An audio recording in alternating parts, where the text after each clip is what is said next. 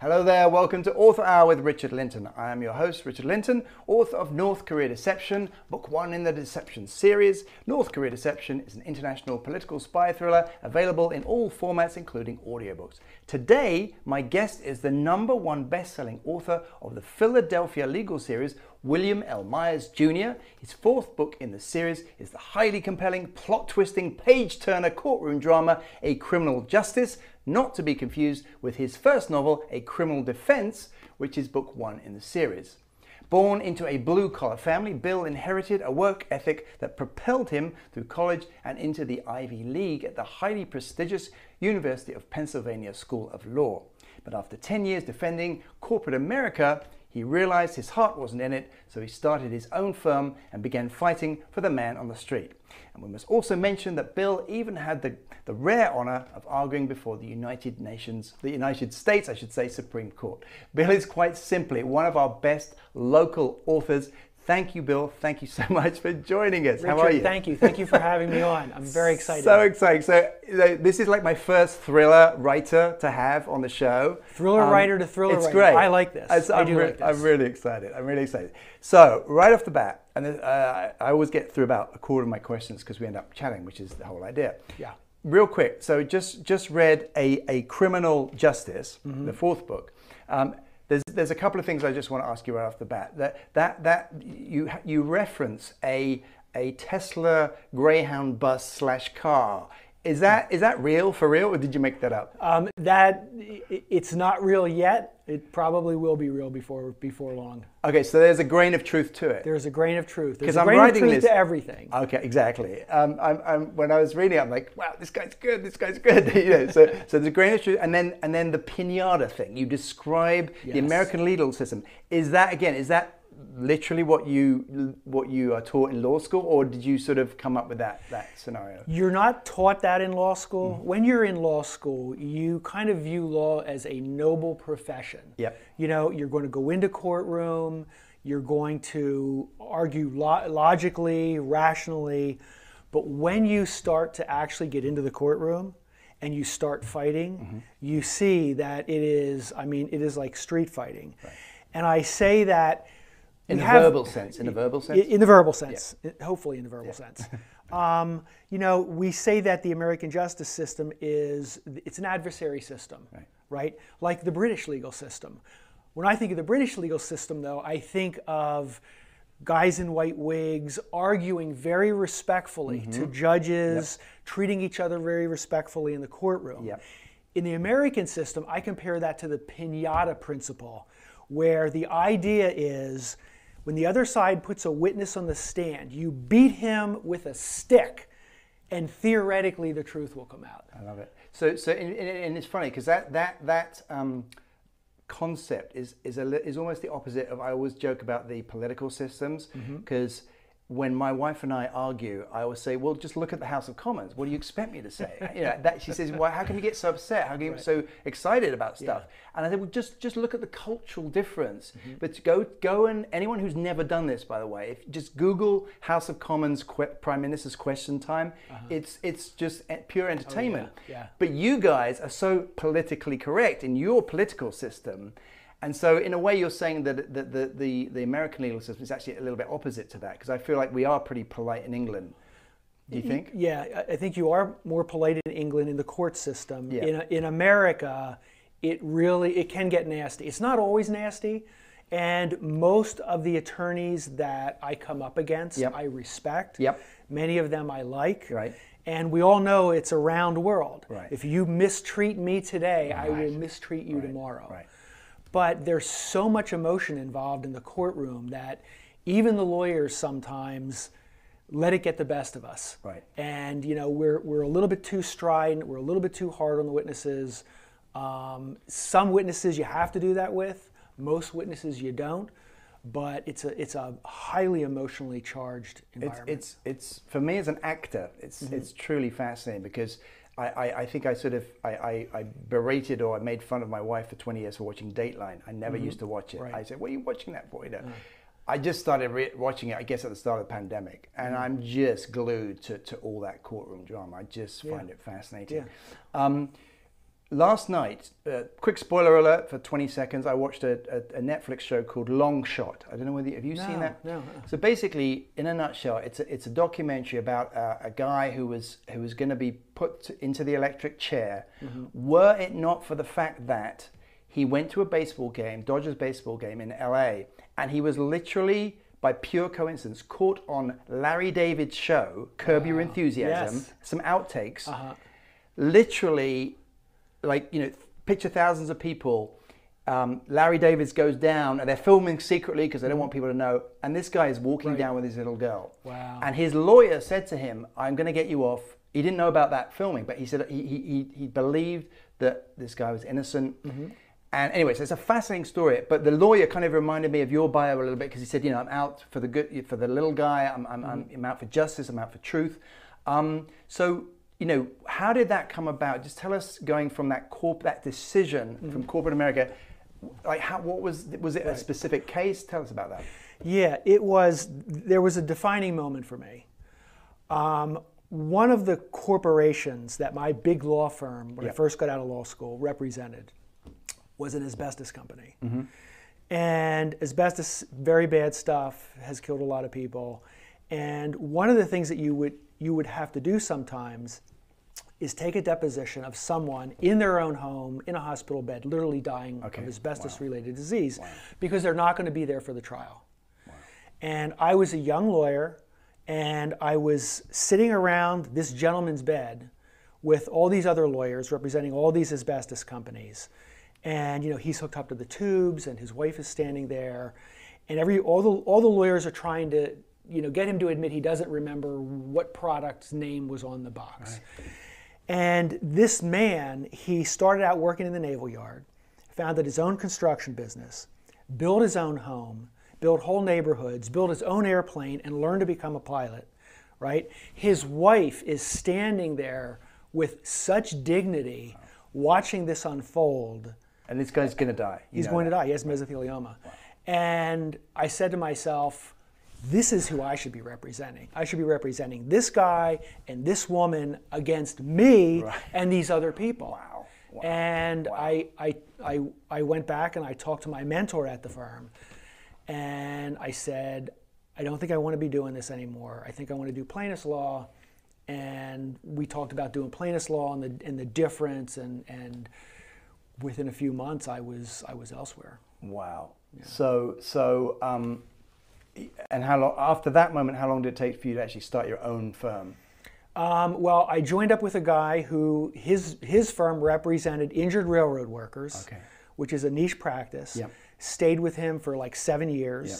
And then opened my own practice, which I've been doing for 20 years now. Amazing. Tell us about the. I mean, I'd love to know if there's a story there, or just briefly the United States Supreme Court thing you argued. I mean, how did that come about? God. I mean, that's fascinating. Yeah, I represented an injured railroad worker, who he and his track gang were out on the tracks replacing track in the middle of a heat wave. I mean, it was like 95 degrees. When was this? How many years ago? Oh my goodness. Well, I argued in 94. Okay. So this actually happened probably in 90 or 91. All these guys are out there replacing track, 100 degrees for days at a time. One gentleman has a heart attack and dies. I mean, that's how hot it is. He dies. The supervisor says, okay, everybody get back to work. So this one man, he's laying there covered with something, baking like a potato. That's what his coworkers said. He was baking like a potato. We had to keep working.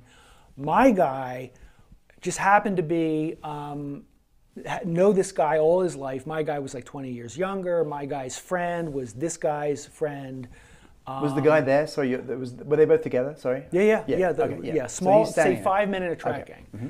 And my guy has a complete emotional collapse. Ends up in his basement, curled up in a fetal position, institutionalized, because he saw this happen. Wow. And so the legal issue was, under the law that railroad workers bring their cases under, can you bring a lawsuit for purely emotional injuries? Right. Because my guy had no physical injuries, he just had a mental collapse. And we went, you know, the trial judge said yes, the appellate court said yes, we went in front of the United States Supreme Court, and Justice Thomas wrote the majority opinion against me. It was 5-4 against me, but Ruth Bader Ginsburg wrote the dissenting report, so I can tell people that even though I lost, I was still right. Wow, that is absolutely fascinating. And so that experience, how many days were you there for? Well, in front of the court, you only have an hour. Each side has an hour to argue. So did that experience, inspire you in your American legal system? Or was it the opposite? How did that leave you feeling about your profession and the American legal system, having got to basically the top? You can't go any further. Yeah. The top. Well, it's funny because it almost brought me full circle. In law school, you know, you feel like you're about to engage in a very noble profession. Yep. You then go out and start fighting the fights, and you see how, you know, how rough and tumble and street level it can be. Arguing in front of the Supreme Court, you're back up at the level of ideas and statutes and statutory interpretation. So you're at that elevated level again, which is kind of where you start out in law school. And you know, when you walk into that chamber and you know they've been there for they're sitting there. They're all sitting there, and they're not much farther than you are from me. That's amazing. And you feel the history of it. Yeah. You feel the history of it. Here's an aside though. When you argue in front of the Supreme Court, you get a feather, right? There's a feather in your, right, you take it home. Like a real feather? Like a bird's real feather? feather, yeah. Okay. Like a quill. But is it actually a pen? It's not a pen, it's just a feather. Just a feather, yeah. Right. Is there a color? Is there a color? White. All right. White. Yeah. Took it home, had it at my house for a long time. Then my wife and I get married. And as often happens, she starts cleaning out my stuff. So one day I'm actually taking trash down to the trash can outside our house, and there's my feather. And I'm like, Lisa, what did you do? She's like, what? It was just an old feather. I'm like, no. She didn't know. She didn't know. But I saved the feather. I was gonna say, haven't you got it framed now in a frame for goodness sake? Well, now it's in my office. It is? Now it's in my office where nobody can get it but me. But but going, I just want to stay with this for a second. It's just so fascinating. So there you are. Is it it's being recorded? It's recorded your arguments, right? Orally. Yeah. But wait. So there's no sound recording of it. No sound. There is sound recording. Yeah. No visual recording. Just sound. Absolutely. Yeah. Sound, yeah. So I mean, how nervous were you? The night before at 2 o'clock in the morning, I remember practicing my opening statement before they start in on you with the questions, and I completely forgot every single thing. You practiced it out loud? Everything out loud, yeah. And are you standing in front of a mirror? Actually, I was sitting at in a hotel. Yeah. Here's the writing table, here's the mirror practicing, Yeah. and my mind went blank. Completely blank. I forgot everything. This is in the middle of the night? This is the middle of the night. Okay. And I said, okay, I got to stop. I went to sleep, and I woke up, and I remember everything. But do you not like have a notepad standing there? So could you not have looked down at notes? I have. When you go up to the podium, you do have notes. But I will tell you, and you might feel some of this now. We're actively engaged in something here. It's hard to look down at the notes, find the note, find the point, gotcha. and then in a natural kind of a thing. Sure. So you have the notes there, which they're really there in case you panic and you go blank. Yeah. But it's not a good thing to argue from notes. Okay. And just as a side, I always tell many parents come to me and ask about their children acting. And I always tell them, if they're in a part, stand in front of the mirror, just like Bill did. There's a lot of similarities between acting and being a lawyer. Stand in front of a mirror and repeat over and over if your child is doing a play or has lines. Just as a quick aside. Mm-hmm. But so you wake up, you're refreshed, mm-hmm. and you get there, and in the moment as you're starting, so it just took off, and it sort of all happened as you wanted it. Were there any surprises for you in your performance? No, there were no surprises for me. What I found was, you know how they say an athlete gets in the zone? Sure. That's what I felt like. All the nervousness and the fear melted away, and I felt like I'm where I should be right now at this exact moment in my life. I'm ready to go, and Boom. And then so you said you speak for an hour, but is that including questions back and forth? Yeah, actually, it was half an hour. Half the total an hour. thing is an hour. Each Yeah. side gets half an hour, and that includes questions, which with the Supreme Court happens right away. They go in right away. Do you not speak for more than 30 minutes? Is that the idea? Right. Okay, so and you're timed. I mean, right. you're. Yeah. And so the questions that came, do you like even today remember the questions they asked you? I remember some of the questions. I remember one question, Justice Rehnquist, who was the Chief Justice. Mm-hmm. I was arguing, see this statute, I said it was a progressive statute. It moves to encompass more and more rights, yeah. not become more restrictive. Yeah. And he looked at me and he said, so you're telling me the statute is a ratchet? And I know that he's thinking this. What's a ratchet? That's what I think he thought. I didn't know what a ratchet was. A ratchet is a tool that only moves in one direction. Okay, and I said, yes, it is a ratchet. It only moves in one direction. And I could see that he thought he was going to catch me, and he didn't catch me. So look, but I'm going to ask you now because, will you come back for a second airing? Absolutely. Because there's so much to talk. We were only scratching the surface. So fascinating. This is fun. I like this. So let me ask you. So moving on from the Supreme Court, writing. So why don't you just tell us where you are now? Pandemic, you managed to get a criminal justice came out last year during the pandemic, I assume, just like my first book came out. Why don't you just, because people know you, I feel like you're the John Grisham of the main line. and I bow to you because I just know how hard it is to write one book, let alone 4. So tell us where you are, for people who know you, or people, hopefully, this will be on YouTube and a bit further afield, just give us a quick update of where you are right now in terms of writing. Right. Well, I have a book that's going to come out in June of 22 with Ocean View called Backstory, about a guy who wakes up. It's completely different from these. So totally not part amnesia, of the Philadelphia legal series? Not part of the Philadelphia legal series. Guy wakes up, amnesia, remembers nothing about himself, and has to find out who he is and learns he has a whole different life. He starts out in the Midwest, comes to Philadelphia, goes to Vegas. It's an odyssey. It's a travel. Okay. So you're writing that right now? No, I wrote that. I just sent my edits of the publisher's edits back to them yesterday. Wow. During the pandemic, I wrote three books and redid Backstory. And another one, because I had extra time on my hands, because I'm not traveling back and forth to the office. One book was kind of like a lighthearted comedy about COVID. Are they all separate, these books? They're not a series? Yeah, these aren't a series. Okay. My agent read it and said, Bill, you're not a humorist. Next. So wait, so that's done? You're not even going to put it out there? Eventually I'll put it out, but not now. Wow. Another one, which was kind of like a George Floyd scenario, which is, I think it's my best writing ever, but it's so political. Before George Floyd happened? After George Floyd happened. Okay, so you're basing it on that? Similar to that, yeah. But it's so politically charged that my agent said, although it is my best writing, we have to sit on this, we have to let it wait for a little bit. Wow. What, for the timing? For the timing, because there's just too many raw emotions. Sure. So we're going to have to sit on that. Okay. And so it's called a Backstory, the one that's coming out next year? Yes, Backstory. And so it is the Philadelphia legal series, is that, are you putting a lid on that, or are you going to come back to that? I will eventually come back to that, because I like the characters, I like the series. Yeah. My agent is shopping it to like TV producers out in California. Right. And you never know, maybe something will happen, maybe it won't. Right. But I do like the series, and the characters are all growing during the series. Right. Most of the characters are becoming bigger people, some darker people, some stronger people. So that series will eventually, maybe in a couple of years. Can they be read in any order, or should you start at the beginning?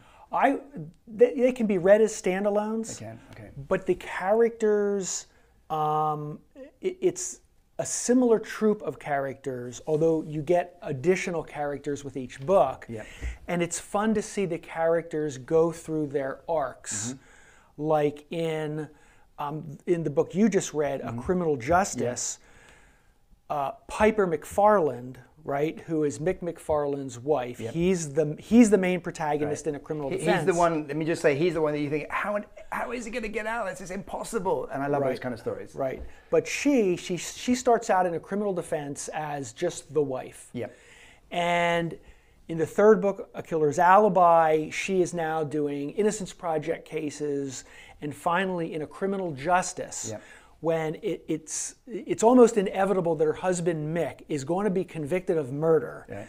When the legal maneuverings don't work, the law firm isn't getting him anywhere, she, as his wife, decides that she's going to figure this out. And so she travels across the country and figures out who the players are behind this basically to rescue him. So she has grown as a character from the first book to the fourth book tremendously. Right. And so you don't want to lose those. I mean, you want to come back to those. I want to build them up. Now that I built them up. A real quick aside: Jake Tapper just wrote a book, a thriller, and he said in one time not long ago, he said, they said, how do you have time to write? He says, well, he said, I didn't travel back and forth during the pandemic. I found that 15 minutes a day, I got through it, and I just don't believe him. So my question to you is I just don't believe that a writer can write a book in 15 minutes a day. So let me ask you, you said you wrote 3 books last year in the pandemic. Just talk a bit about your writing process. I want to know times. I want to know how long. I want to know how you get rid of take care of the pit bulls. Just so let's just concentrate on last year, because it's kind of interesting because of pandemic. Just tell us a bit about your writing process there. Yeah, 3 books is a lot. That's incredible. Yeah. Well, last year it was different because of the pandemic, and I was at home almost all the time. And I was still running the cases, but you couldn't try any cases. So that big chunk of time went away and opened up. So I had bigger chunks of time, so I could write 4 hours a day. 4 hours. But I'm not someone who will sit down for 4 hours every morning. I'll get up, I'll make the coffee, I'll walk the dogs, sit down for an hour, putz around, work for 2 hours, do the law for 2 or 3 hours, maybe do the book for an hour. And what I've learned is, early on when I first started writing, I couldn't be bothered. If I'm writing, you can't bother me. Now, I'm okay. I could be writing a chapter in the midst of it, and Lisa, my wife, could say, "Hey, the dog needs to be walked," or "Can you do this?" or "Let's have a conversation." And I can do it, and I can get right back to where I was. I mean, what about you? When you write, do you find that you can get in and out of it, or do you have to have absolutely dedicated time? Well, I just did an interview last week, and I said, I have to have all my personal admin. The British Army used to call it personal admin. So I have to have the cleaning. If the cleaning needs to go to the cleaner, my emails need to be done pretty much. So that's the first thing for me.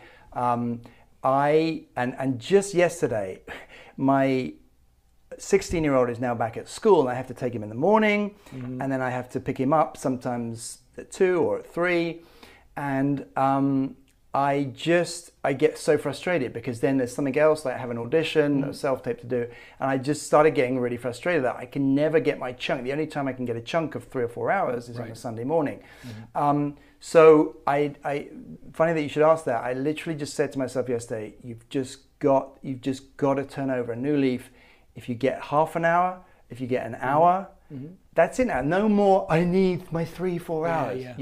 And that's the thing with writers. If you're just starting writing, you've got to, and you are lucky enough to have those chunks of time, just get into the habit of working that time. I mean, like I had the interview today. I thought, I've got 30 minutes. I'm reading my second novel out loud to myself before it goes to the editor. I thought, I'm going to do that for 20 minutes. So I just recently, I can say, hand on heart, have just started saying, okay, you got 30 minutes, you got 30 minutes.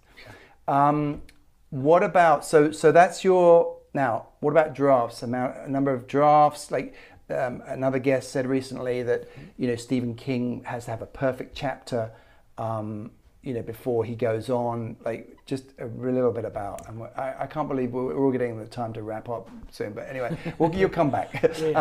But how many drafts? Well, what I do is I I have a very loose outline. I know where the book is going to go. Yeah. I know 3 or 4 of the major turning points, Okay. and then I start writing.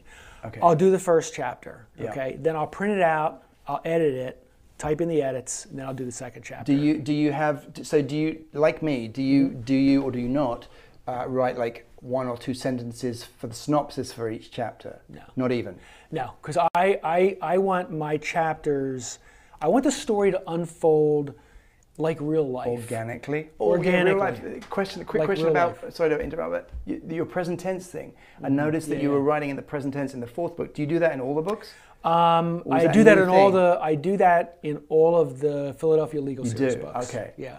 In law, one of the things I learned is when you write in present tense, you make it feel more immediate. Yep. It's happening now. Yep. It's not something that happened in the past. It's happening now. Some people have a hard time reading in present Well, tense. I do, and I did, and at first it was jarring for me reading your book, and I just thought, I mean, it was so fascinating. That's why I wanted to bring it up. We'll talk more about it next time. But I got used to it in about a chapter or 2. Okay, Good. Good. I used to hate it. I'll be honest. I used to hate. I thought, oh, I can't read this book in the present tense. And the other thing I hate is jumping back and forward in time. I just keep me in the present moment for thrillers.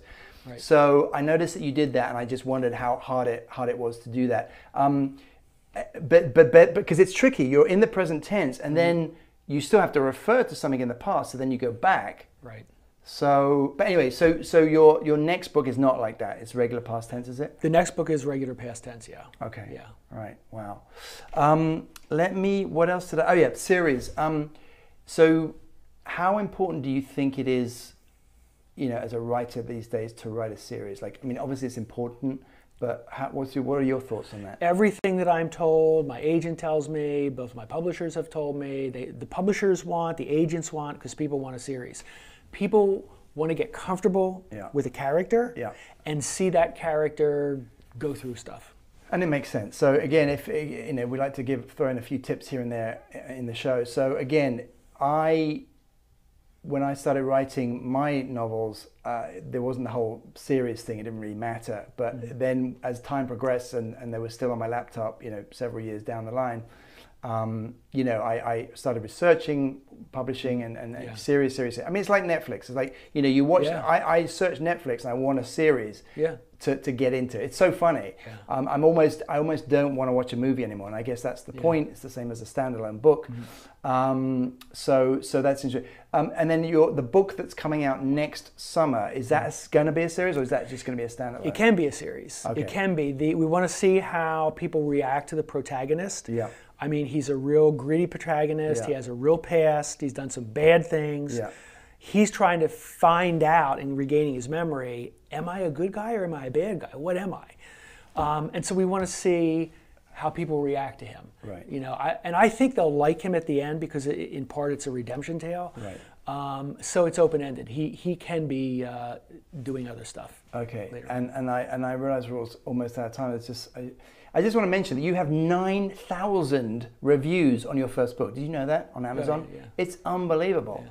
So that speaks to the quality of your work, and I really congratulate you for that because I know how hard it is. I wanted to talk about reviews and how to get them for writers. We'll do that next time because we're pretty much out of time.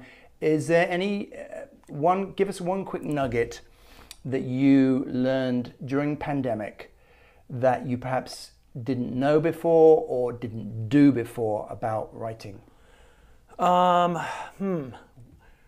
Just something that shifted for you, maybe, or maybe nothing did. I don't know that the pandemic itself made me change my view of writing. Other than that, the one thing that I learned from the pandemic is how much we really need to be around other people. Right. Now, I mean, as an actor, you know that. As a writer, you know that. Because everything you bring to acting and writing has to come from real interactions with real people. But in the pandemic, what I felt we were all starved for, starved for, other than going to restaurants and theaters, is being physically around our friends. And Bill, let me cut you off there. Sorry to cut you off. We'll pick up there next time. Thank you so much to William L. Myers Jr. for a wonderful conversation. Sorry I had to cut it off a bit early there. You can find out more about Bill and all his books at www.williamlmyersjr.com, and he even has his own YouTube show which is called Writing the Wrong? Wrongs. Writing Wrongs. Yeah. I'm your host, Richard Lyntton, author of North Korea Deception, an international political spy thriller set in London, Moscow, Vladivostok and Pyongyang, available in all formats on Amazon.com and all around the world. Hyde Park Deception, book 2 in the Deception series, is now available on pre-order. See you next time.